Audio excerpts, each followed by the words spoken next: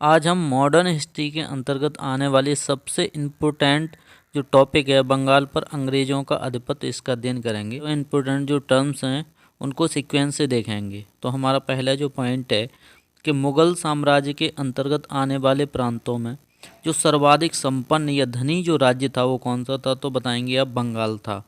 उस समय सर्वाधिक धनी जो राज्य बोला जाता था, जो अंग्रेज साम्राज्य था उसके अंतर्गत, वो हमारा बंगाल था। इसके साथ नेक्स्ट इससे रिलेटेड जो पॉइंट बनता है कि इसी बीच प्लासी का युद्ध किसके बीच हुआ। तो सबसे पहले तो डेट जाननी है कि प्लासी का युद्ध 1757 में हुआ था और ये अंग्रेज और बंगाल के नवाब के बीच हुआ था। तो अंग्रेज जो सेनापति थे वो थे रॉबर्ट क्लाइव, यानी कि झंडू क्लाइव के बीच हुआ था। साथ ही जो बंगाल के नवाब थे सिराजुद्दौला, इनके बीच हुआ था। अब इसके बाद जो नेक्स्ट पॉइंट बनता है हमारा वो ये है कि इस युद्ध में किसकी पराजय हुई।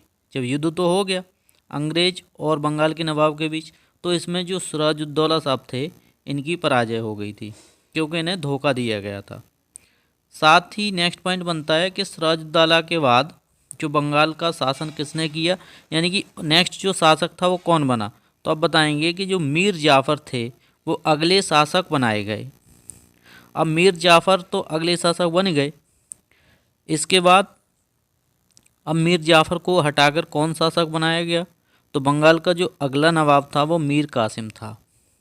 ये अंग्रेज़ों की कठपुतली टाइप का बन गया था टोटल के टोटल। उसके बाद मीर कासिम ने अपनी जो राजधानी थी वो मुर्शिदाबाद से कहाँ स्थानांतरित की थी, मतलब बदल दी थी।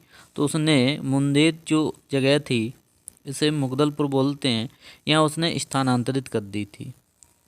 इसके बाद जो हमारा नेक्स्ट इम्पोर्टेंट पॉइंट है कि बक्सर का युद्ध किसके बीच हुआ था। तो पहले तो बक्सर के युद्ध की डेट जाननी है, 1764 में हुआ था। ये मीर कासिम, अवध के नवाब सिराजुद्दौला और मुग़ल सम्राट शाह आलम द्वितीय के बीच हुआ।